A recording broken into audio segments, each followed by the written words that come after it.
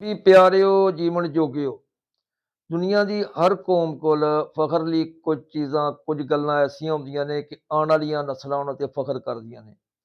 ਅਗਰ ਅਸੀਂ ਦੇਖਿਆ ਜਾਏ ਤਾਂ ਪੰਜਾਬ ਅਤੇ ਪੰਜਾਬੀ ਕੌਮ ਇਸ ਸਿਲਸਿਲੇ 'ਚ ਬਹੁਤ ਅਮੀਰ ਹੈ। ਇਸ ਤਾਰੀਖ ਦੇ ਇੱਕ ਪੰਛੀ ਝਾਤ ਪਾਓ ਤਾਂ ਸਾਨੂੰ ਨਜ਼ਰ ਆਏਗਾ ਕਿ ਦੁਨੀਆ ਨੂੰ ਪਹਿਲੀ ਲਿਪੀ ਤੁਸੀਂ ਦਿੱਤੀ ਪੰਜਾਬੀਆਂ ਨੇ। ਯਾਨੀ ਦੁਨੀਆ ਨੂੰ ਸਿੱਖਿਆ ਦਾ ਜਿਹੜਾ ਮੋਢ ਤੁਸੀਂ ਬਣ ਕੇ ਦਿੱਤਾ, ਰੋਸ਼ਨੀ ਤੁਸੀਂ ਦਿੱਤੀ।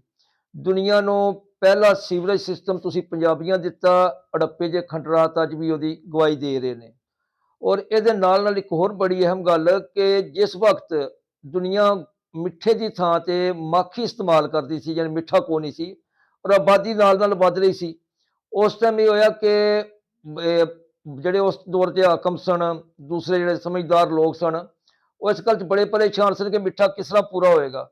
ਅਸੀਂ ਪੰਜਾਬੀਆਂ ਉਦੋਂ ਜਿਹੜਾ ਅੜੱਪੇ ਵਿੱਚ ਹੀ ਗੰਨੇ ਕਾਸ਼ ਕੀਤੇ ਔਰ ਗੁੜ ਬਣਾ ਕੇ ਈਰਾਨ ਤੱਕ ਪਹੁੰਚਾਇਆ। ਜਿਹੜਾ ਨਾ ਦੁਨੀਆ 'ਚ ਗੁੜ ਜਿਹੜਾ ਅਸੀਂ ਪਹਿਲੀ ਵਾਰ ਦਿੱਤਾ, ਸ਼ੱਕਰ ਔਰ ਗੁੜ ਦੀ ਸੁਗਾਤ। ਅੱਛਾ, ਜਿਹੜੀਆਂ ਸ਼ਹਿਰਾਂ ਦੇ ਆਲੇ ਦੁਆਲੇ ਫਸੀਲਾਂ ਬਾਅਦ 'ਚ ਬਾਕੀ ਦੁਨੀਆ 'ਚ ਵੀ ਬਣਾਈਆਂ ਗਈਆਂ, ਉਹ ਵੀ ਸਭ ਤੋਂ ਪਹਿਲੇ ਤੁਸੀਂ ਦਿੱਤੀਆਂ। ਹਥਿਆਰ ਜਿਹੜੇ ਨੇ ਉਹ ਤੁਸੀਂ ਜਾ ਕੇ ਦੇਖੋ ਤੇ ਤੁਹਾਡੇ ਉਸ ਦੌਰ ਦੇ ਹਥਿਆਰ ਜਿਹੜੇ ਉਸ ਜ਼ਮਾਨੇ ਦੇ ਮਾਡਰਨ ਤਰੀਨ ਹਥਿਆਰ ਤੁਹਾਡੇ ਕੋਲ ਸਨ। ਇਹ ਚੀਜ਼ਾਂ ਕੋਈ ਆਮ ਗੱਲਾਂ ਨਹੀਂ। ਤੇ ਅੱਜ ਅਸੀਂ ਆਪਣੀ ਤਾਰੀਖ ਤੋਂ ਬਹੁਤ ਦੂਰ ਹਾਂ। ਅਰਸਾ ਹੋਇਆ ਸਾਨੂੰ ਆਪਣੀ ਤਾਰੀਖ ਤੋਂ ਕੱਟ ਦਿੱਤਾ ਗਿਆ ਤੇ ਸਾਨੂੰ ਆਪਣੇ ਫਖਰ ਬਾਰੇ ਪਤਾ ਹੀ ਨਹੀਂ।